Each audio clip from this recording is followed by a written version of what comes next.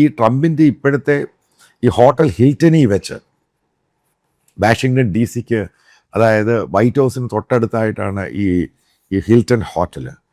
ഒരു 5 star deluxe super deluxe hotel തന്നെയാണ്. 1981 Ronald Reagan American president ആയിരുന്ന സമയത്ത് ഇതേപോലെ അറ്റംപ്റ്റ് ഇതേ ഹോട്ടലിൽ നടന്നിട്ടുണ്ട്. അപ്പോൾ അന്നും ഈ സംഭവം റൊണാൾഡ് റേഗൻ അവിടെയുള്ള ഹോട്ടലിലെ ഒരു ജീവനക്കാരനുമായിട്ട് സംസാരിച്ചുകൊണ്ടിരിക്കുന്ന സമയത്താണ് ഈ ഒരു സംഭവം ഉണ്ടായത്. അപ്പോൾ നമ്മുടെ ക്രൂഷ്യൽ ക്വസ്റ്റ്യനാണ് സംഭവം ഇതുമായി ബന്ധപ്പെട്ട്.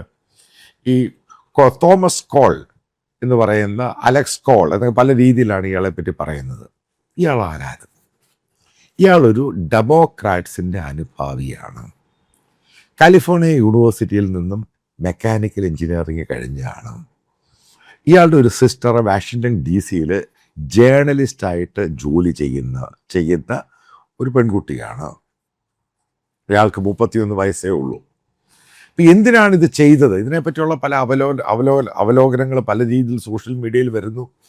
ചിലർ പറയുന്നു ഈ പറയുന്നയാൾ, അതായത് ഈ അക്യൂസ്ഡ് എന്ന് പറയുന്നയാൾ ട്രംപിനെ അല്ല ടാർഗറ്റ് ചെയ്യാൻ ശ്രമിച്ചത്, അഡ്മിനിസ്ട്രേഷനെയാണ് ടാർഗറ്റ് ചെയ്യാൻ ശ്രമിച്ചത്, മറ്റുള്ള ഒഫീഷ്യൽസിനെയാണ്, പത്രക്കാരെയാണ് എന്നൊക്കെ പല രീതിയിലുള്ള വ്യാഖ്യാനങ്ങളും വർത്തമാനങ്ങളൊക്കെ വരുന്നുണ്ട്. പക്ഷേ നമ്മുടെ ഈ സംഭവത്തിൽ 3 പ്രാവശ്യം അറ്റംപ്റ്റ് നടന്നു കഴിഞ്ഞപ്പോൾ ഏറ്റവും ക്രൂഷ്യലായിട്ടുള്ള ക്വസ്റ്റ്യൻ. അപ്പം 3 പ്രാവശ്യം അറ്റംപ്റ്റ് നിങ്ങൾ മനസ്സിലാക്കുക. പെൻസിൽവാനിയയിൽ നടന്നു. രണ്ടാമത് ഫ്ലോറിഡയിൽ ഗോൾഫ് നടത്തിക്കൊണ്ടിരിക്കുന്ന അവിടെ പ്രസിഡൻറ്റിൻ്റെ പാലസിനടുത്ത് ഗോൾഫ് കോഴ്സിൻ്റെ അടുത്ത് വെച്ച് ഒരാളെ അതിൻ്റെ അകത്ത് നുഴഞ്ഞു കയറാൻ ശ്രമിച്ചു. അന്നും ഈ സീക്രട്ട് പോലീസ് അതിനെ തടഞ്ഞു. അതേപോലെ ഇത് 3ാമത്തെ അറ്റംപ്റ്റാണ്. അപ്പം എന്തുകൊണ്ടാണ് ട്രംപിനെ ടാർഗറ്റ് ചെയ്യുന്നത്? ഇതാണ് ചോദ്യം.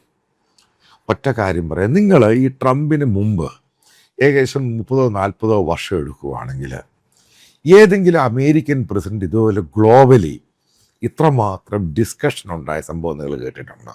ഗ്ലോബലിയാണ് ഞാൻ ഈ പറയുന്നത്. ട്രംപ് വന്ന് 1.5 വർഷത്തിനുള്ളിൽ ട്രംപിനെ പറ്റിയാണ് ലോകം മുഴുവനും സംസാരിക്കുന്നത്.